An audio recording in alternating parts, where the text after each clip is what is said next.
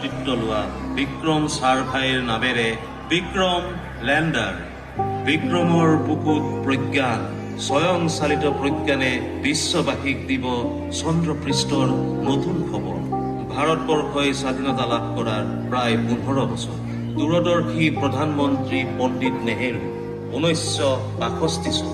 ভাৰত চৰকাৰে গঠন কৰিলে মহাকাশ গৱেষণা সমিতি।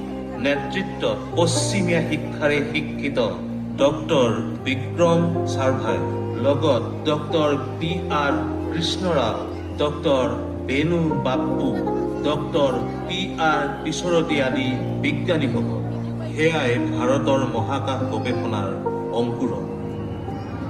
1969 চন এই সমিতিখনৰে নাম সলনি কৰি গঠন কৰা হ'ল ভাৰতীয় মহাকাশ গৱেষণা সংস্থা, চমুকৈ ইছৰো।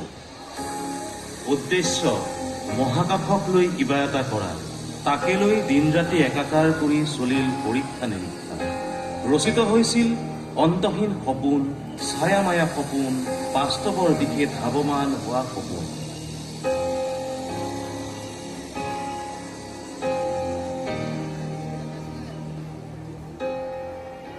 সাধুকথাৰ জোনবাইক বিচাৰি মেঘৰ বুকু ফালি বিক্ৰমৰ যাত্ৰা। জোনবাইৰ পাতত কত ৰঙৰ খেলা, অলেখ তৰাৰ মাজেৰে আমাৰ সপোনৰ যাত্ৰা।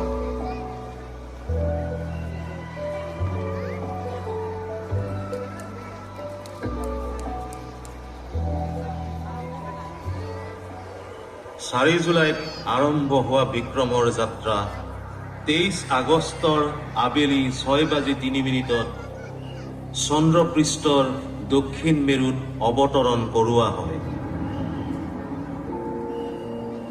দক্ষিণ মেৰুত অৱতৰণ কৰা চন্দ্ৰযান 3 বিশ্ববাসীক চমকাই তুলিলে। কিয়নো চন্দ্ৰযান 3 দক্ষিণ মেৰুত অৱতৰণ কৰা বিশ্বৰ একমাত্ৰ যান। অৱতৰণৰ পাছতেই পোৱা বাৰ্তাত দেশবাসী হৈ পৰে অভিভূত, গৰ্বিত।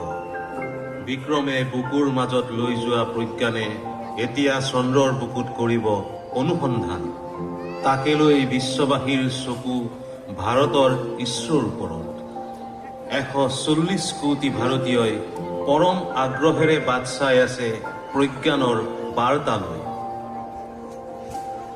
হে ভক্তপ্ৰাণ দৰ্শকবৃন্দ, আপুনিও 140 কোটি ভাৰতীয়ৰ এজন। আপুনিও এই মহান গৌৰৱেৰে গৌৰৱান্বিত।